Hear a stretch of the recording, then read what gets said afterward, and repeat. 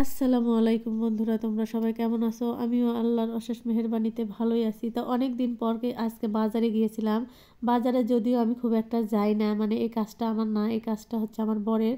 যেহেতু বেশ কিছুদিন হলে বর বাসায় থাকে না, তো ওই এক সপ্তাহের বাজার করে দিয়ে গিয়েছিল। তো আবার আমার বাজার শেষ হয়ে গেছে, তো বলল যে তুমি যে বাজার করে নিয়ে আসো। তো আমি আজকে বাজারে গেছি। কখনো যেহেতু বাজার সম্পর্কে আমার খুব একটা আইডিয়া নাই, তো বাজারে ঢুকে দেখি একে তো সব জিনিসের দাম প্রচুর, তারপর এত লোকজন বাজারে। তো আমি তো গিয়ে একদম মানে ক্লান্ত হয়ে গেছি, আর এই দোকানে যাব না ওই দোকানে যাব আমি বুঝতেই পারতেছিলাম না। তো যাই হোক, অবশেষে আমি দুটা রুই মাছ নিয়েছি, একটু বেশি করেই মাছ নিয়েছি, কারণ যাতে আর পরবর্তীতে আমার বাজারে যে না যাওয়া লাগে আর কি, কয়েকদিন যাতে চলে যায় সেই জন্য মাছ নিলাম। ছোটো মাছ আমার ফ্রিজে আছে, এই কারণে ছোটো মাছটা আমি নেইনি। তো বড় মাছই শুধু আমি নিয়েছি। আর কিছু কাঁচা বাজারও আমি করছি, কারণ এখন আমি বুঝতে পারতেছি ভাই, বাজার করা খুবই কষ্টের কাজ। একদম ঘুরে ঘুরে বাজার করা লাগে, আবার সেই বাজারের ব্যাগ টেনে নিয়ে এসে রিক্সা ভাড়া করে নিয়ে বাড়িতে আসা লাগে। তো বাজার করা যে খুব পরিশ্রমের কাজ আমি আজকে বুঝতে পারছি। আমরা তো শুধু মেয়েরা বাসায় বসে থেকে ছেলেদেরকে আসলে হুকুম করি, তো ছেলেরা বাজার করে, আসলে বাজার করতে খুবই কষ্ট হয় আর পরিশ্রম হয়। আজকে আমি তার নিজে প্রমাণ। তো যাই হোক, সেটা তো খেতে গেলে তো করতেই হবে।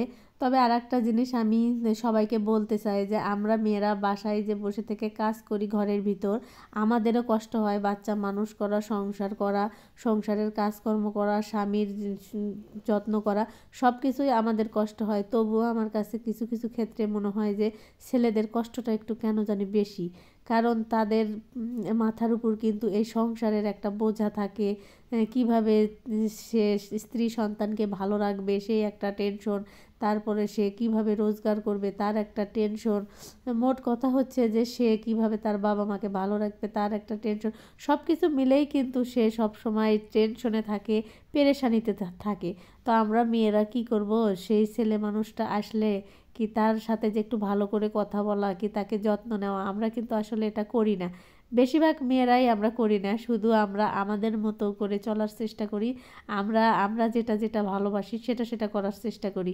আর হলো আমরা হলাম হুকুমের দাস, আমরা হুকুম করব আর সে তখন সেটা আমাদের এনে দেবে। তো যেটাই করি রে ভাই, কিন্তু একটা কথা বলতে কি যে ছেলে হলেও, ছেলে মানুষ হলেও কি তার তো অনেক কষ্ট হয় বা তারও তো টেনশন আছে, সে তো আমাদের জন্যই ভাবে। তো আমরা স্বামী স্ত্রী বলতে কি দুজন দুজনের এক পিঠের আর এক পিঠ, দুজন দুজনের সুখ দুঃখ ভাগ করে নেওয়া, এটাই তো। তো আমার যদিও খুব একটা এগুলোর সমস্যা হয় না, কারণ আমার বর খুবই কেয়ারনেস একজন মানুষ। তো তার অনুপস্থিতিতে আমি করতেছি, করে আমি ক্লান্ত হয়ে গেছি। আজকে তো আমি রান্নাই করব না। তো আমি ফোন করে বলে দিয়েছি যে এই এই ব্যাপার, আমি এগুলো বাজার টাজার করতে পারবো না, আপনি যেখান থেকে পারেন আমাকে বাজার করে এনে দিয়ে যান। তো সে হাসতেছে আর বলতেছে, এটুকুতেই ক্লান্ত হয়ে গেল, তাহলে আমাদের কি হয় বলো? তো একটু করো, তোমার তো ভালো লাগার কথা, কারণ তোমার পছন্দ যা যেটা যেটা হয় সেটা সেটা নিয়ে আসবা, খাবার সমস্যা কি? আমি বললাম, না রে ভাই, আমার পছন্দেরও দরকার নাই, কোনো কিছুরই দরকার নাই, আপনি এসে আপনার মনের মতো বাজার করবেন তাতেই হবে, আমি এগুলো বাজার টাজারে যেতে পারবো না। আর সব জিনিসের প্রতি তো সবার আইডিয়া থাকে না, আসলে আমার এই কাঁচা বাজার মাছ মাংস এগুলোর মানে এগুলোর উপর আমার কোনো আইডিয়া নাই। তবে আমার আইডিয়া আছে শপিং, মেয়ে মানুষের কোনো জিনিস বা কেনাকাটা, যে পোশাক আশাক কসমেটিক্স, এগুলার দিকে আমার একটু অভিজ্ঞতা